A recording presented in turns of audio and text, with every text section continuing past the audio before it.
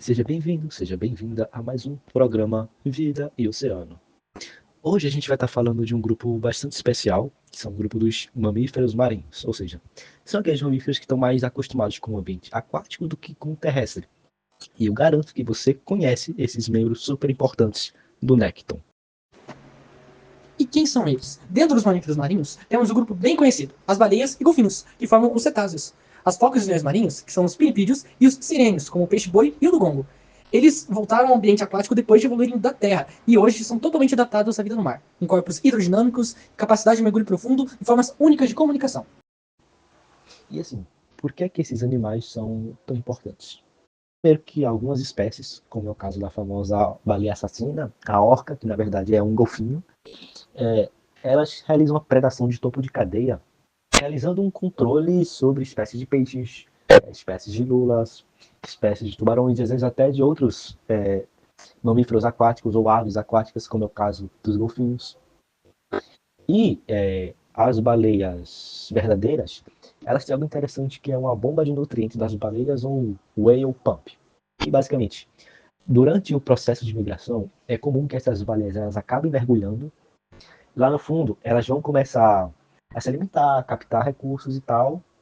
E quando elas forem mais para cima, para uma parte mais superficial da água, quando elas defecarem, as fezes dessas baleias vão estar carregadas de ferro, nitrogênio, carbono e tal. E tudo isso está estimulando o crescimento do fitoplâncton. E como vocês já sabem, o fitoplâncton ele é a base de toda a teia alimentar que está presente no oceano. Além, claro, da parte do fitoplâncton ele ser um enorme produtor de oxigênio e captura muito, muito CO2 na atmosfera.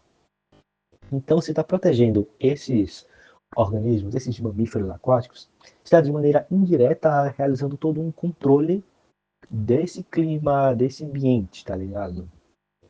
E outra coisa muito da hora é que, assim, tem um fenômeno chamado whale fall, que é quando a baleia morre, ela vai afundar e o corpo dela vai ser usado como fonte de alimento, moradia, por espécies que vivem lá no fundo e que normalmente têm acesso a menos recursos. Ou seja, uma queda do corpo de uma baleia vai estar aflorando com vida uma certa região mais pobre. Além disso, os mamíferos marinhos também são importantes para a sociedade humana. A observação das baleias movimenta milhões na economia do turismo.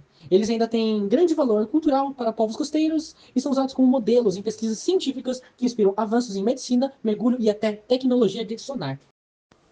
E apesar disso tudo que a gente acabou falando aqui sobre a importância e tal, esses mamíferos eles acabam enfrentando ainda muitos problemas. Especialmente uma captura acidental por conta de rede de pescas. Porque o que acontece? A rede ela não faz distinção. Então, passou na rede, foi pego e acabou-se.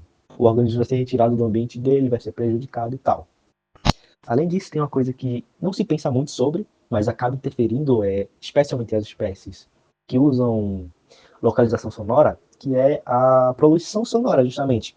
Porque isso pode confundir a comunicação, pode atrapalhar na sociabilidade dos animais, pode dificultar na hora deles se localizarem e tal. Então, gera danos que muitas vezes a gente nem pensa sobre.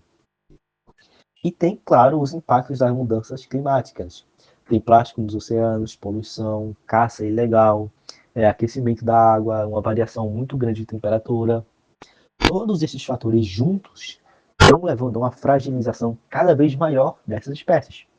Tanto que vai se tornando raro encontrar esses mamíferos aquáticos saudáveis no oceano. Realmente, os mamíferos marinhos são verdadeiros engenheiros do oceano. Mantêm a saúde dos mares, influenciam o clima e aproximam a gente da natureza. Proteger esses animais não é só proteger espécies, é proteger todo o sistema que sustenta a vida na Terra. Muito obrigado por ouvir e até o próximo episódio, galera.